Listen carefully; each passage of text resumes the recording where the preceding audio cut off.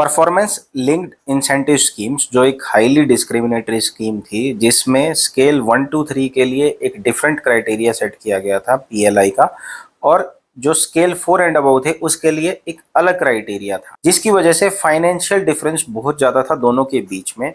इस स्कीम को अब डीएफएस ने करंट ईयर के लिए डेफर कर दिया। न्यूज के मुताबिक अगर हम यहाँ पर देखें तो इसमें साफ साफ लिखा हुआ है, जिस मूव से ऐसा माना जा रहा था कि एम्प्लॉयज के बीच में बहुत डिससेटिस्फेक्शन हो सकता है, वो स्कीम थी पीएलआई की जो कॉम्प्रिहेंसिव डेवलपमेंट सिस्टम सीडीएस के थ्रू दी जा रही थी।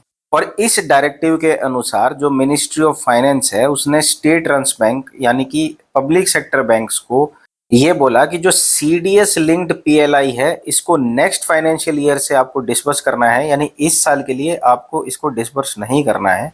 करंट ईयर के लिए जो सीडीएस बेस्ड इंसेंटिव पे आउट्स है 2024 और 25 के लिए, वो यहाँ पर नहीं मिलने वाले हैं।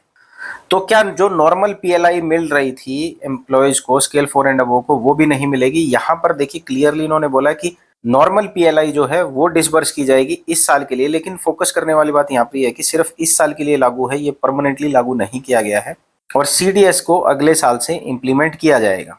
और ये सीडीएस पीएलआई स्कीम क्या है, हमने अपनी वीडियो में अच्छे से कंप्रीहेंसिवली हर पार्ट को डिस्कस किया हुआ है, आप आई बटन पे क्लिक करके उसको देख सकते हैं। कंटिन्यूअस डेवलपमेंट सिस्टम एक बनाया जाता है जिसके तहत रेटिंग्स दी जाती है स्केल 4 एंड अबव के एम्प्लॉयज को, और उसके हिसाब से 100%, 90% और 80% तक जो एनुअल बेसिक पे का है उस हिसाब से इनको पीएलआई दी जा रही है यहाँ पर। और जो फैक्टर्स हैं उनको भी हमने अच्छे से डिस्कस किया हुआ है, जिसमें return on asset, non performing asset, cost to income ratio और जो कैपिटल एडिक्वेसी के जो नॉर्म है उनको भी हमने अच्छे से डिस्कस किया हुआ है। और इन सारे इंडिकेटर्स को इवेल्युएट करके एक कमेटी डिसाइड करती है कि कितना इंसेंटिव अमाउंट दिया जाएगा। और ये जो गाइडलाइंस आई हैं ये ग्रोइंग क्रिटिसिज्म को देखते हुए आई हुई हैं, क्योंकि एसोसिएशंस ने और एम्प्लॉयज ने काफी ज्यादा डिसकंटेंट और डिससेटिस्फेक्शन जाहिर किया था, क्योंकि इसके कारण क्या है कि जो 90% ऑफ द एम्प्लॉयज हैं, वो जूनियर लेवल जो ऑफिसर्स हैं, वो पीएलआई से एक्सक्लूड हो गए हैं। यानी जो ये रिवाइज्ड पीएलआई स्कीम थी उनके लिए,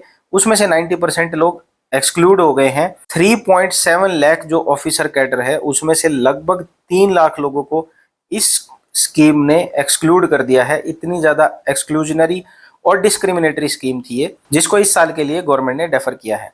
आपका क्या सोचना है इस बारे में, आप नीचे कमेंट करके बता सकते हैं, और पूरी स्कीम को भी वीडियो में देख सकते हैं, समझ सकते हैं।